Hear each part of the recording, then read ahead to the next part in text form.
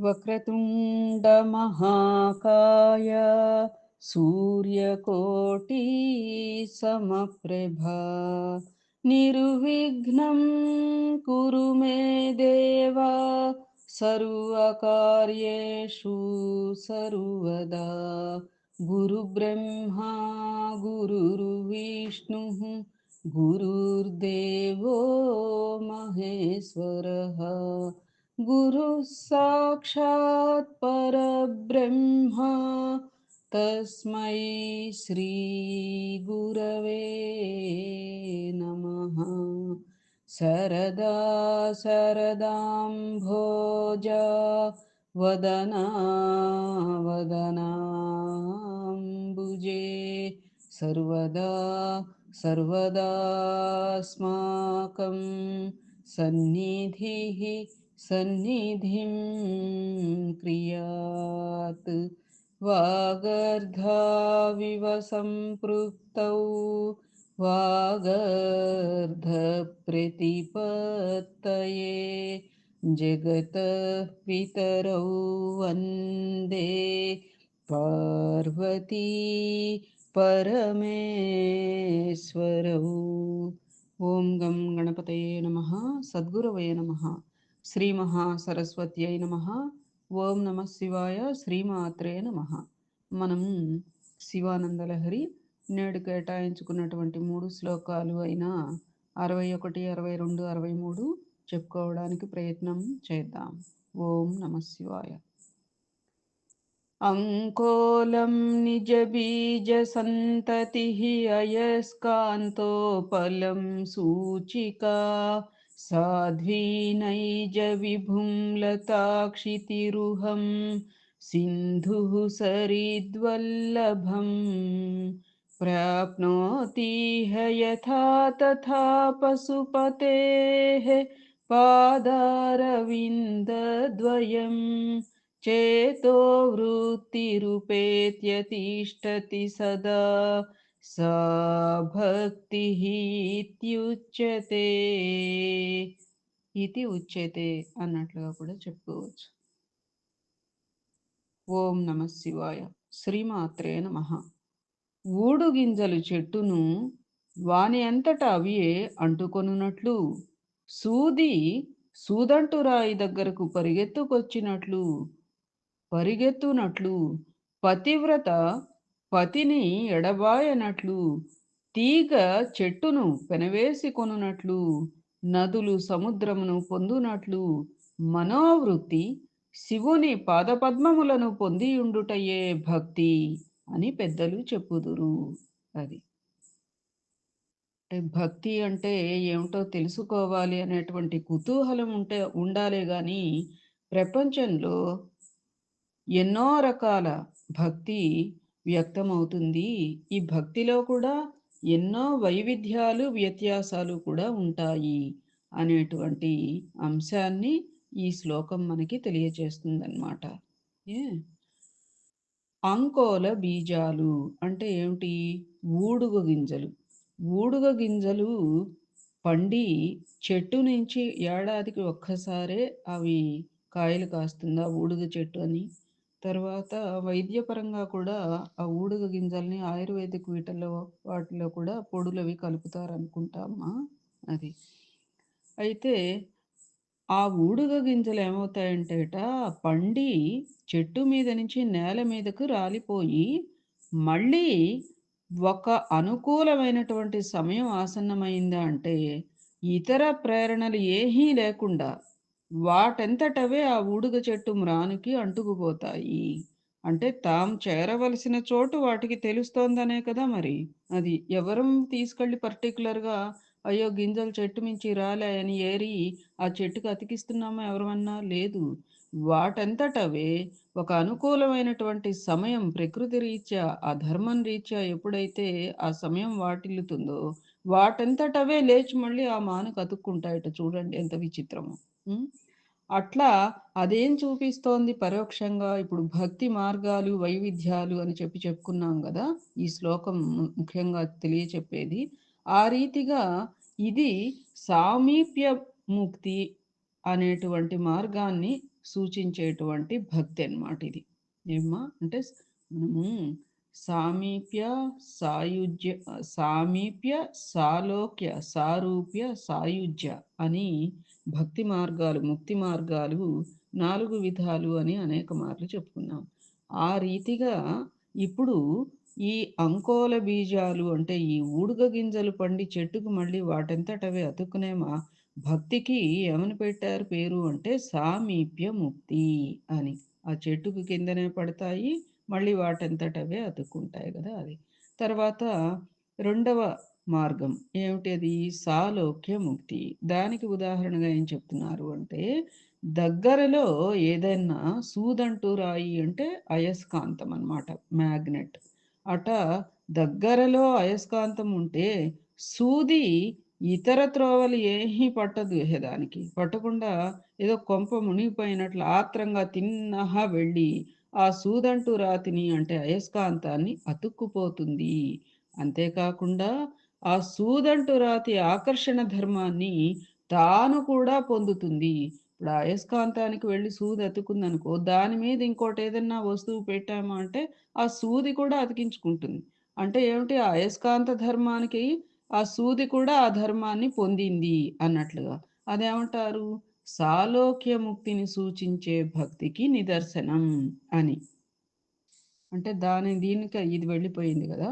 అట్లా. ఇందాకేమో ఆ గింజలు చెట్టుకి కింద పడి మళ్ళీ దానికే అతుక్కున్నాయి కాబట్టి అది సామీప్య ముక్తి. ఇది సాలోక్యముక్తి. మూడవదేమిటో చెప్పుకుందాం. మూడవదేమిటి? సామీప్య, సాలోక్యాలను సూచించేటువంటిది. అదేమిటిది అంటే, పతివ్రత శిరోమణి తన భర్తను ఆశ్రయించుకొని ఉంటూ, అతనితోడే తన జీవితానికి అర్థం, పరమార్థం అని నమ్ముతూ, ఎప్పుడూ విడవకుండా కనిపెట్టుకుని, సహధర్మచారిణి ధర్మాన్ని నిర్వర్తిస్తుంది. అది కూడా ఒక రకంగా సామీప్య, సాలోక్యాలను సూచించేటువంటి భక్తికి నిదర్శనం అని చెప్పి. అయితే సామీప్య ముక్తికి మళ్ళీ విడిగా ఇంకొకటి చెప్పుకోవచ్చు. ఏమిటంటే అప్పుడప్పుడే చిగురు వేస్తున్నటువంటి తీగ చిన్నదనమాట. తీగ ఒక చెట్టును గానీ, ఒక వెదురు కర్రను గానీ ఆశ్రయంగా చేసుకొని వదలకుండా ఏం చేస్తుంది? ఆ తీగని గానీ, అదే వెదురు కర్రని గానీ, ఆ చెట్టును గానీ చుట్టుకుంటూ పైకి ప్రాకుతూ ఉంటుంది ఆ తీగ. చివరికి పువ్వులని, ఫలాలని పొంది ప్రపంచానికి సమర్పిస్తుంది. ఒక రకంగా అది కూడా సామీప్య ముక్తిని సూచించేటువంటి భక్తికి నిదర్శనం. ఇంకా చిట్ట చివరిదైనటువంటి సాయుజ్య ముక్తి చూడండి. సాయుజ్య ముక్తి ఏమిటి? దానికి ఉదాహరణగా ఏం చెప్తున్నారు శంకర భగవత్పాదుల వారు అంటే, ఎక్కడో పుట్టి, ఎక్కడెక్కడో ప్రవహించిన నదులన్నీ కూడా చిట్ట చివరకు ఎక్కడికి వెళ్తాయమ్మా? సముద్రానికే కదా! నదీనాం సాగరోగతి అని చెప్పారు కదా! అట్లా నదులు చిట్ట చివరకు తమ లక్ష్యాన్ని గుర్తుపెట్టుకుని సముద్రాన్ని చేరి దానిలోనే లీనమైపోతాయి. తమ అస్తిత్వాన్ని కూడా కోల్పోతాయి. అంటే ఏమిటి? ఈ నదుల నీళ్లు ఉప్పగా ఉంటాయా? ఉండవు. ఎప్పుడైతే సముద్రంలో కలుస్తాయో అవి కూడా ఉప్పగానే అయిపోతాయి. అంటే సముద్ర లక్షణాన్ని, సముద్ర రూపాన్ని కూడా పొంది తమ తమ నామ రూపాలను పూర్తిగా కోల్పోయి సముద్ర నామంతోనే, సముద్ర లక్షణంతోనే వ్యవహరింపబడతాయి. దాన్నేమంటారు? సాయుజ్య ముక్తిని సూచించే భక్తికి నిదర్శనం. ఇన్ని రకాల లక్ష్యాలతో భక్తిని, తద్వారా ముక్తిని పొందవచ్చును అని శంకర భగవత్పాదుల వారు సూచిస్తూ ఉన్నారన్నమాట. అంటే మనకి ఫస్ట్ చెప్పింది ఆ ఊడు గింజలు మానుకు అతుక్కుపోవటం అంటే ముందర అది భగవద్భక్తి. భగవంతుణ్ణి ఆ రీతిగా అంటే భగవత్ సమక్షంలోనే అంటే ఆరాధనా పరంగా, భక్తి పరంగా సదా ఆయనకి దగ్గరలో ఉండటం. ఆ! విడవకుండా ఆ భక్తి నుండి యువతలకి రాలేకపోవటం అన్నట్లుగా. మొదటి దీనికి మనం అట్లా చెప్పుకోవచ్చు. ఇహ రెండవదేమిటి? సూదంటూ రాయి, అయస్కాంతం అంటే అన్నిటికీ కూడా పరోక్షంగా అదే. ఏమిటంటే భగవంతుడిని కనీసం ఇప్పుడు సద్గురువు చెప్పినట్టు నాకర్పించనిదే ఏహీ తినని వారిపై నేను ఆధారపడెదను అన్నారు. అట్లా అంటే నిరంతరము కూడా ఆయనకి మనం కనెక్ట్ అయి ఉండటం. అది కరెక్ట్ పదం ఏమిటి అంటే మనం ఆ యొక్క భగవంతుడికి మనం కనెక్ట్ అయ్యి ఉండటమే ఈ రెండవదైనటువంటి ఉదాహరణ అయస్కాంతము సూది. అది సాలోక్యముక్తి అన్నట్లుగా. తర్వాత మూడవదేమిటి? సామీప్య సాలోక్యాలను సూచించే పతివ్రత శిరోమణి తన భర్తను ఆశ్రయించుకుని ఉంటూ, అతని తోడిదే తన జీవితానికి అర్థం, పరమార్థం అంటే, ఇప్పుడు భగవంతుడు ఇది లేనిదే ఒక్క క్షణం కూడా ఆయన భక్తి నుండి యువతలకి రాలేకపోవటం. ఇహ ఆ భగవంతుడితోనే నా జీవితం, ఆయన భక్తే నాకు సర్వము సమకూర్చగలదు అనేటువంటి ఒక పూర్తి ఇహ తనని తాను సమర్పణ చేసుకోవటం ఒక రకంగా. మన ధర్మాన్ని సహధర్మచారిణి ధర్మాన్ని నిర్వర్తిస్తుంది పతివ్రత. అట్లా ఆ రీతిగా ఆ ధర్మంలో ఏం చెప్తోంది? సామీప్య సాలోక్యాలను సూచించేటువంటి భక్తి అంటే పరోక్షంగా మనం గూడా భగవంతుడిని విడిచి ఉండలేకపోవటం. ఆయనకి నివేదన పెట్టితే గాని మనం తినలేకపోవటం. ఏదైనా తప్పు చేస్తూ ఉంటే, అమ్మో! మనం ఆరాధించేటువంటి దేవుడికి మనం బాధ కలిగిస్తున్నామేమో అనేటువంటి స్ఫురణ కలగటం. ఇట్లా ఆ రీతిగా ఆ మూడవ ఉదాహరణ మనం తీసుకోవచ్చు. ఇహ ఇంకోటేమిటి చెప్పారు?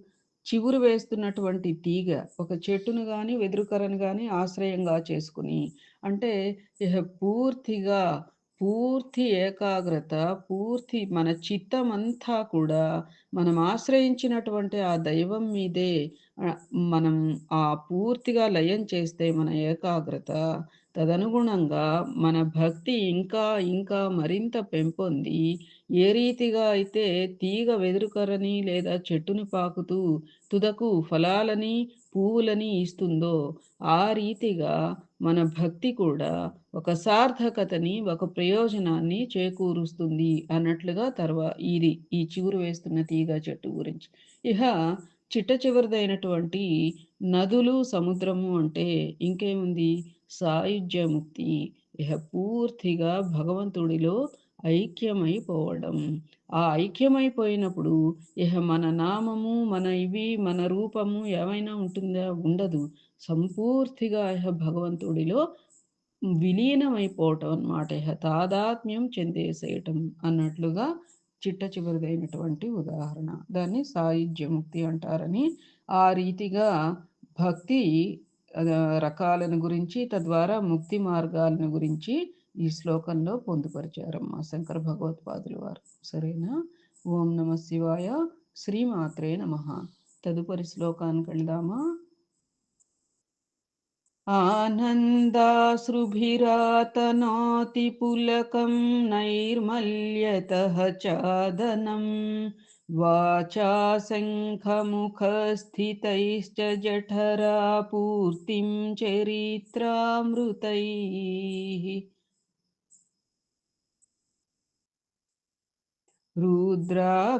रुद्राक्षैर्भसितेन देववपुषो रक्षां भवद्भावना पर्यङ्के विनिवेश्य भक्तिजननी भक्तार्भकं रक्षति.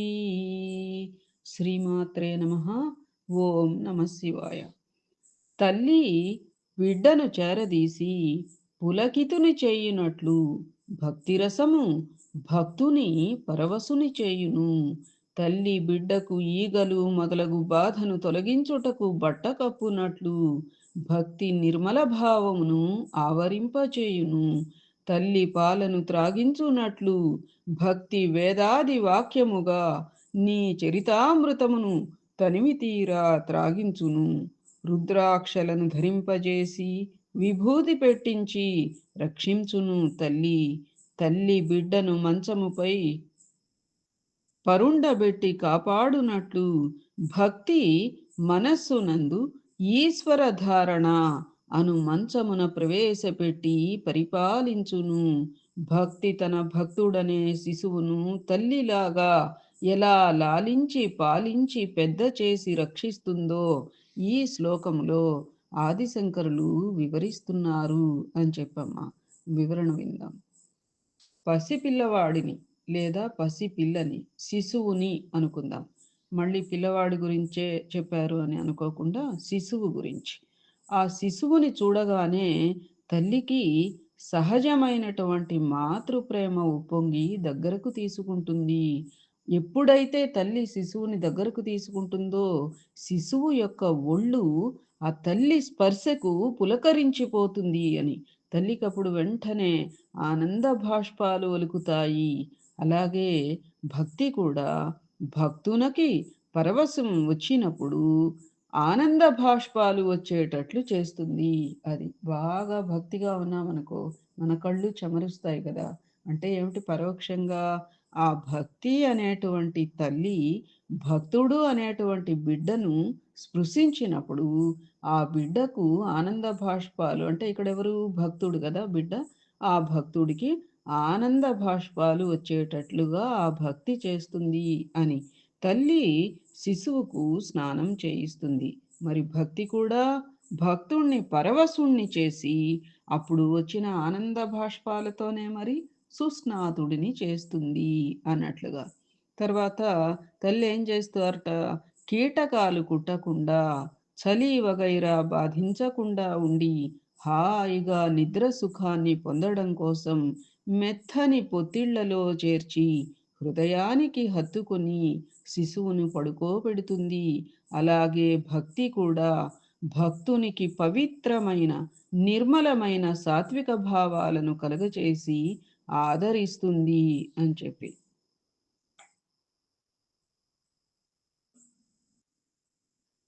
అంటే ఇతర బాధలు ఏవి కూడా కలుగకుండా భక్తుడికి కీటకాలు కుట్టకుండా, చలి బాధించకుండా అనేది మామూలుగా చెప్తూ ఉంటే, ఈ భక్తుడికి కూడా అటువంటి బాధలు ఏవి అంటే ఇతరమైనటువంటి భక్తి మార్గంలో మనల్ని కుట్టేటువంటివి కొన్ని ఉంటాయి కదా! వికారాలని, విషయ వికారాలని, వాసనలని, మమకారాలు, అధిక మమకారాలనమాట. అది.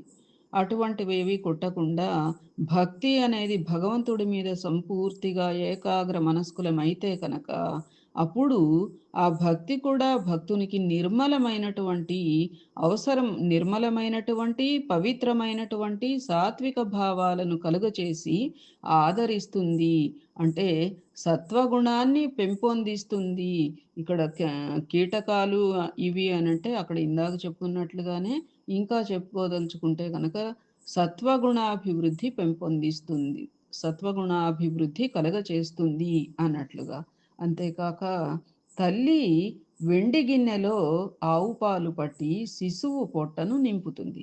అలాగే భక్తి కూడా భక్తుని చేత అర్చనాదులు చేయించి, శివ చరిత్ర తెలిపే స్తోత్రాలను చదివింపచేసి, శంఖ మధ్య స్థితం తోయం అంటూ తీర్థ స్వీకార మంత్రాన్ని చెప్పి తీర్థాన్ని త్రాగిస్తుంది అని.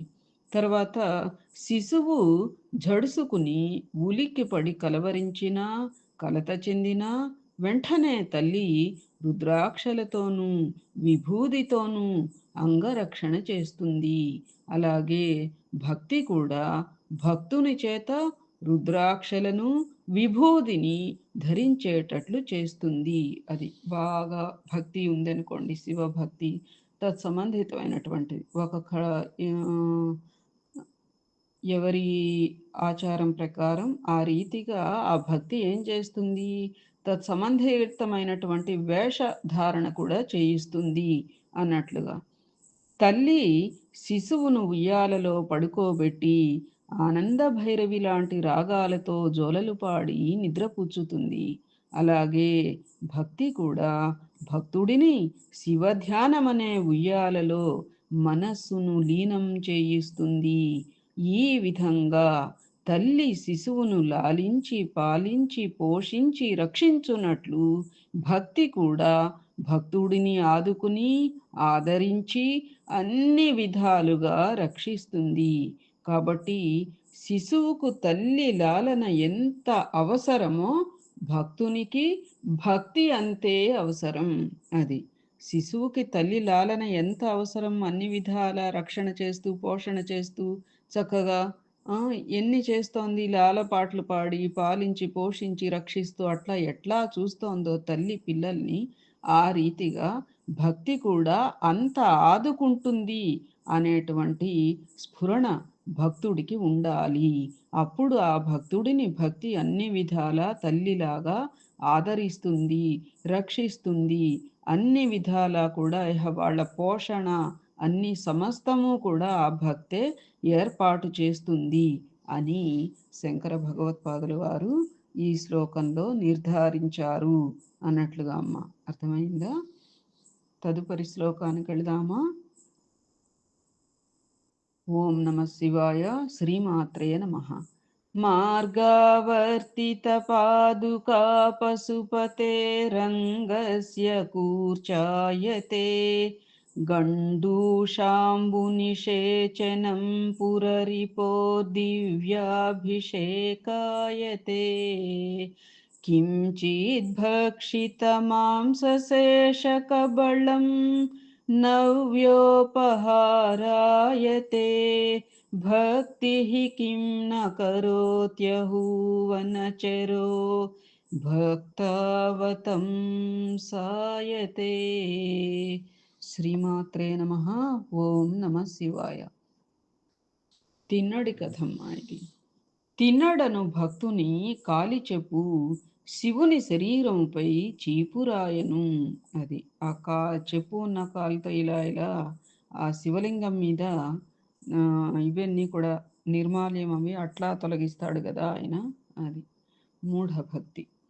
పుక్కిట పట్టిన నీరభిషేకం జలమయ్యను. పుక్కిట పట్టిన నీరు అభిషేక జలమాయను. అది మనం ఆ భక్త కన్నప్ప సినిమాలో చూసాం కదా, అట్లా అన్నమాట. ఎంగిలి మాంసపు ముక్కలు నివేదనకైనవి. కిరాతుడగు తిన్నడు భక్తాగ్రగణ్యుడాయను. ఆహా, భక్తి ఏమి చేయలేదు, అన్నీ చేయగలదు అని. భక్తి అంటూ ఉంటే ఎట్లాగైనా కానీ ఆ భగవంతుడికి కనెక్ట్ అవుతాం అన్నట్లుగా. ఇది భక్త కన్నప్ప సూటి భక్తిని తెలిపేటువంటి శ్లోకం.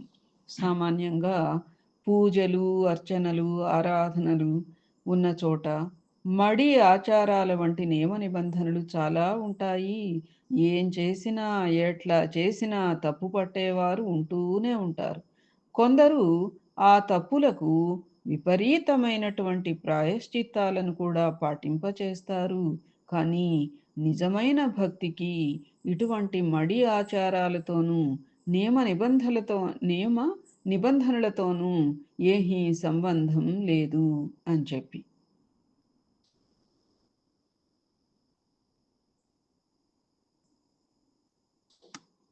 భక్తి కలిగినప్పుడు మనస్సు హృదయం ద్రవించి ఏం చేయిస్తే వాటిని సూటిగా చేసి సంతృప్తిని, ఆనందాన్ని అనుభవించడమే దైవానుగ్రహం పొందడానికి, తరించడానికి మార్గం. అది భక్తి అంటూ కలిగితే అంటే ఇక్కడ మన ఆత్మ పరిశుద్ధత చాలా ప్రధానం అమ్మ. ఇట్లాంటివి అట్లాగే చెప్పారుగా నేను ఇట్లాగే చేస్తా అని అట్టా అని కాదు. అట్లా చేయగలిగేటువంటి ఆత్మ పరిశుద్ధత, ఆ నిబద్ధత, దానికి నిజమైనటువంటి ఆ తత్పరత కూడా ఉండాలి. ఉంటేనే అది ఫలిస్తుంది. అది అర్థమైందా నా భావన? అట్లా దైవానుగ్రహం పొందడానికి, తరించడానికి హృదయం ద్రవించిపోయి ఏది చేస్తే అది భక్తే అవుతుంది కదా అన్నట్లుగా. ఈ విషయం ఎన్నిసార్లు చెప్పినా మనం పెట్టుకున్న నియమ నిబంధనలను మనం వదులుకోలేక భగవంతుడికి దూరం అవుతాము. అంటే ఒక ఇదే విధానం ఇట్లాగే చేయాలి అనేటువంటిది కాకుండా నీ భక్తే ప్రధానాంశంగా నువ్వు ఆచరణ చేసుకోవచ్చు, శాంతం వదులుకోకుండా అని. ఇప్పుడు అన్నదానం చేయాలి అంటే అమ్మో అన్నదానం చేయాలి, చేయాలి, బాగా పెద్ద పెట్టున అన్నీ ఏర్పాటు చేసుకోవాలి, అందరినీ పిలుచుకోవాలి, అందరినీ మరి ఎంతోమంది సహకరిస్తే కానీ అటువంటి ఈ కార్యక్రమం అవదు. కాబట్టి అట్లా అని కూర్చోకుండా సద్గురువు ఏం చెప్పారు? పిడికడన్నం మధ్యాహ్నం పూట తీసుకువెళ్ళి శుభ్రంగా నీ అరుగు చివరో ఎక్కడో అక్కడ నీకు వీలైన చోట, మనకు అపార్ట్మెంట్లు అయితే ఏ టెర్రస్ మీదో ఎక్కడ వీలైతే అక్కడ గుప్పెడన్నం అట్లా పెట్టిరా. ఏ జీవిని పిలవవద్దు, ఏ జీవిని తెరవవద్దు, ఏమిటి వచ్చి తిన్నది ఏమిటి అనేది కూడా నువ్వు గ్రహించవద్దు, విడిచిపెట్టేసి రా. అలా చేస్తే నీవు లక్షలాది అతిథులను ఆదరించినట్లే అని అన్నారు కదా. అట్లా భక్తి అనేది ఉంటే ఏదో ఈ పర్టిక్యులర్ మార్గం, ఆ అవకాశం, ఆ ద్రవ్యం, ఆ పరిస్థితి, మళ్ళీ మనకి కావలసినటువంటి వ్యక్తులు, మనుషులు వస్తేనే ఏదో అది జరగాలి అనేటువంటి దృక్పథం కాకుండా, నీకు భక్తి మనస్సులో ఉప్పొంగితే ఏది చేస్తావో అదే భగవంతుడిని చేరుతుంది అన్నట్లుగా. ఏమ్మా? తర్వాత కన్నప్ప కథ తెలిస్తే సందేహం తీరదని ఒక శ్లోకం దానికి ఆదిశంకరులు ఈ శివానంద లహరిలోనికి కేటాయించారు అని. ఇప్పుడు ఈ శ్లోకం కన్నప్ప గురించి కదా అది. అంటే అసలు భక్తి అనేదానికి మీరు అనుకునేటువంటి నియమాలు, నిబంధనలు ఇదే కాదు, భక్తి భక్తే అనే విషయంగా ఈ శ్లోకం చెప్పారుట. పుణ్యక్షేత్రమైనటువంటి కాళహస్తికి దగ్గరలో ఇది కథమ్మ. ఒక బోయలగూడెం ఉండేది. దాని పేరు ఉడుమూరు. అందు శివభక్తి పరులైన ఒక దంపతుల కొడుకే తిన్నడు. సూటి ప్రవర్తన కలిగి ఉండే అతనికి తిన్నడు అనే పేరు కూడా సార్థకం అయింది. తిన్నహ పో అంటూ ఉంటాం చూడండి. అంటే సూటిగా వెళ్ళు అన్నట్టుగా. అట్లాగే ఈ పిల్లవాడికి బాగా ముక్కుసూటితనం అది చూసి వీడికి తిన్నాడు అనే పేరు పెట్టేశారుట. ఆ పేరే ఆ పిల్లవాడికి సార్థకమైంది. సార్థక నామధేయుడు అని. అయితే ఒకనాడు అడవికి వేటకు వెళ్ళినప్పుడు ఒక అడవి పంది అరుస్తూ ఒక పొదలో దూరి కనపడకుండా అంతర్ధానం అయిందట. తిన్నాడు దానికోసం వెళ్ళి వెతుకుతూ ఉంటే ఆ పొదల మధ్య ఒక శివలింగం కనపడింది. ఆ శివలింగంలో సాక్షాత్తు శివుడునే చూచాడు తిన్నాడు. మనం ఎలా మాట్లాడుకుంటామో అట్లా శివలింగంతో మాట్లాడుతూ కబుర్లు చెప్పేవాడు. అంటే సఖ్యం చూడండి పరోక్షంగా. పూజ చేసేవాడు.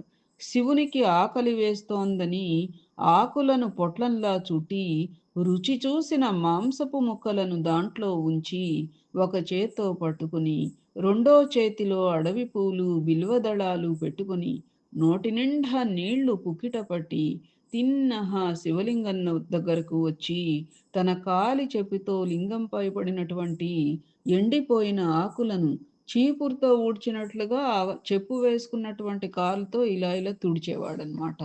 తన పుక్కిట్లో ఉన్న నీటినేమో అట్లా లింగం మీద ఉమ్మేసి కడిగేవాడు. పరోక్షంగా అదేమైంది? అభిషేకం అవుతోంది. దళాలను పూలను వేసి పూజించేవాడు.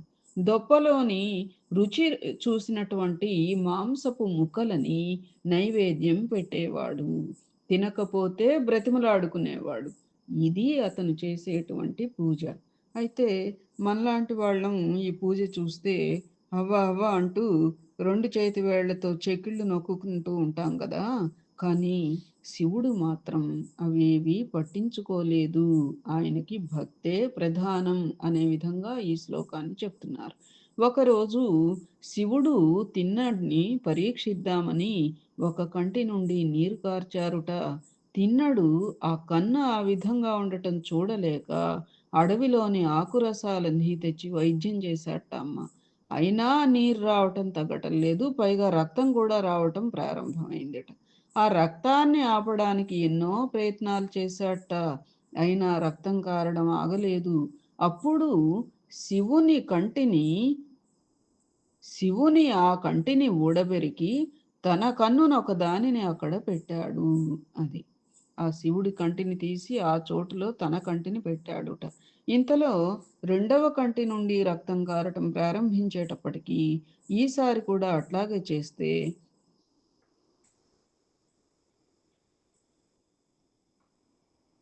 అప్పుడు ఈసారి కూడా ఆ శివుని రెండవ కంటి స్థానంలో పెడదామనుకుని శివుడు రెండవ కన్నుని ఊడబెరికాడుట.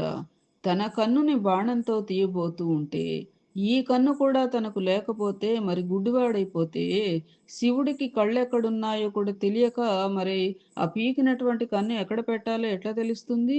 అందుకని ఆ రక్తం కారేటువంటి శివుని రెండో కంటి స్థానం వద్ద తన కాలి బొటన వేలుని గుర్తుగా ఉంచుకొని తన రెండవ కంటిని తీసి ఆ స్థానంలో పెట్టడానికి ఉద్యుక్తుడయ్యాడు. అప్పుడు శివుడు వెనువెంటనే ప్రత్యక్షమై నాకు కన్నును అప్పగించి రక్షించిన తిన్నడివి నీవు. ఈ రోజు నుండి కన్నప్పగా నీవు ఖ్యాతి వహిస్తావు. నీవు తినకుండా నాకు నైవేద్యం పెడితే నే తింటానా అని చెప్పి నైవేద్యం ఆరగించకుండానే అంతర్ధానమయ్యాట. అది. హ్మ్. పరోక్షంగా ఇక్కడ ఏం జ్ఞాపకం వస్తోంది? ఆకలి కడుపు అన్నాన్ని కోరుతుంది గాని ఆత్మజ్ఞానాన్ని కోరదు. అట ఆకలి కడుపుతో చేసేవి భగవంతుడట. నువ్వు తినకుండా నాకు ఇవన్నీ చేస్తే నే తింటానా అని అంటాడు అన్నట్లుగా. అయితే ఆ శివుడే కాళహస్తీశ్వరుడు. అప్పటి నుండి ముందు కన్నప్పకు నైవేద్యం పెట్టిన తరువాతనే కాళహస్తీశ్వరునికి నైవేద్యం పెట్టేటువంటి ఆచారం ఈ రోజుకి కూడా అక్కడ కొనసాగుతోంది అని. ముక్కంటిని ముగ్ధుణ్ణి చేసిన ఆ మూఢ భక్తి ఎంతటిదో ఆలోచించండి. ఒకరి భక్తిని పూజను మరొకరు విమర్శించుకోకూడదు. అది. ఇది చాలా ఫండమెంటల్ అమ్మ. మనకి ఇతరులు నచ్చకపోయినా ఏదో మనమేదో వెలగబడినట్లుగా మరి అవన్నీ చేస్తూ ఉంటారుగా. మరి అట్లాంటి వాళ్ళంతా ఇట్లాంటివన్నీ చేస్తూ ఉంటారు అని అనేటువంటి మాటలు మనం వింటూ ఉంటాం. కానీ అది చాలా తప్పమ్మా. ఎవరి భక్తి వారిది, ఎవరి ఇది వారిది. లౌకికంగా ఏవైనా ఇవి వచ్చినా గానీ వాళ్ళలోని భక్తిని మాత్రం దూషిస్తే భగవంతుడు కూడా క్షమించడు ఎప్పటికీ కూడా.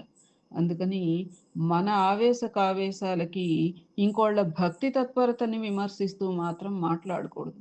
ఏమో ఎందుకో ఇట్లా చేశారు అని అంతవరకు ఆగాలి తప్ప ఇట్లాంటి వాళ్ళందరూ అట్టా చేస్తారు, ఇట్టా చేస్తారు, యాత్రలు చేస్తారు, పూజలు చేస్తారు, నిరంతరం ఏవేవో వల్లిస్తూ ఉంటారు, ఏవో చదువుతూ ఉంటారు, చెప్తూ ఉంటారు. ఇట్లాంటి ధోరణులు ఒక రకంగా అది ఏమిటి అంటే దైవ దూషణ కిందకే వస్తుంది. అందుకని ఒకరి భక్తిని పూజను మరి ఒకరు విమర్శించకూడదు. ఎవరికి తోచిన మార్గంలో వారిని అర్చించుకొని భక్తి ప్రధానం కానీ అంటే ఆ అనేవాళ్ళు కూడా ఏమిటి అంటే మరి భగవంతుణ్ణి ఈ భగవంతుడిని అంతగా ఆరాధించే వాళ్ళు మరి మానవులలో చూడరేమిటి అనేటువంటి ఉద్దేశాలు కావచ్చు. ఏదైనా శాస్త్రం చెప్పినట్టు ఒక వేలు మనం చూపిస్తే 3 వేళ్ళు మనల్నే ఎదురు చూపిస్తూ ఉంటాయి. అయితే మొన్న మధ్య ఒక శ్లోకంలో కూడా ఎక్కడో మనం చెప్పుకున్నాం. ఏమిటి అంటే మానవ జన్మ లభించటమే అత్యంత దుర్లభం. లభించినాక ఆ మానవ జన్మలో మనము భగవంతుడి యందు భక్తి యందు ఆసక్తి కలిగి ఉండటం అనేది ఇంకా ఎంతో విశేషం. అట్లాంటి విశేషాలతో కూడినటువంటి మనము ప్రక్కదావలకు వెళ్ళి ఆ భగవంతుడిని బాధ పెట్టేటువంటి పనులు చేస్తున్నాము అంటే మరి ఆయన కూడా ఎంతో క్షోభిస్తాడు మన ప్రవర్తనకి. ఎంత పూర్వజన్మ సంస్కారం అనేది మరి ఎంత చేసుకుంటే ఆ వాసనా బలం ఈ జన్మ కూడా వచ్చింది. అటువంటి వాసనా బలాన్ని నువ్వు నిరుపయోగం చేసుకుంటున్నావు అంటే మరి భగవంతుడు క్షోభిస్తాడు. ఎంత ఉత్తమ స్థితి కలగచేద్దాము అని చెప్పి అనుకున్నాను. అయ్యో ఎందుకు ఇట్లా దిగజారిపోతున్నారు అని ఆయన బాధపడతాడు. సో అవన్నీ ఆలోచించాల్సింది భగవంతుడు తప్ప గభాల మనం ఇంకోళ్ళ భక్తి తత్పరతని మనం ఎప్పుడూ కూడా విమర్శించకూడదు అనేది ఫండమెంటల్గా తీసుకోవాలమ్మా. ఏ తర్వాత ఇంకేమిటి ఇక్కడ ఈ శ్లోకంలో ముఖ్యంగా ఆహ్, భక్తి ప్రధానం గాని, తతంగం, మంత్రం, తంత్రం ముఖ్యం కాదు అని అంటే ఇప్పుడు మంత్రోపదేశాల గురించి గాని, తర్వాత పూజ చేయాలి అంటే ఒక గొప్ప అక్కడేదో పెద్ద ఇవి ఏర్పాట్లు జరగాలి అని గాని, ఇటువంటివన్నీ కాదు ముఖ్యం. భక్తి మాత్రమే ముఖ్యం అన్నట్లుగా. మనసు స్వచ్ఛత ముఖ్యం. సత్వగుణం సత్వగుణం అంటూ పెంపొందితే ఏ పని చేసినా అది భక్తిపూర్వకంగా భగవంతుణ్ణి చేరేదేనమ్మా. ఒకటే ఫండమెంటల్.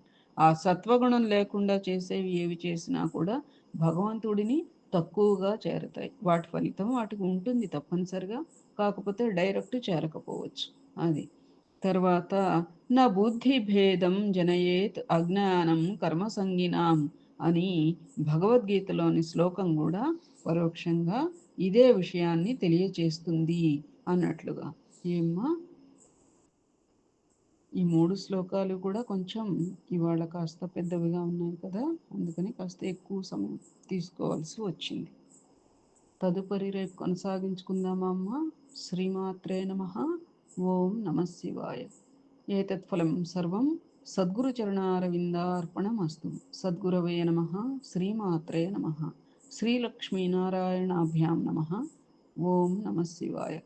అరుణాచల శివ అరుణాచల శివ అరుణాచల శివ అరుణాచల అరుణాచల శివ అరుణాచల శివ అరుణాచల శివ అరుణ శివోం అరుణాచల శివ అరుణాచల శివ అరుణాచల శివ అరుణాచల అరుణాచల శివ అరుణాచల శివ అరుణాచల శివ అరుణ శివోం. శుభం భూయాత్.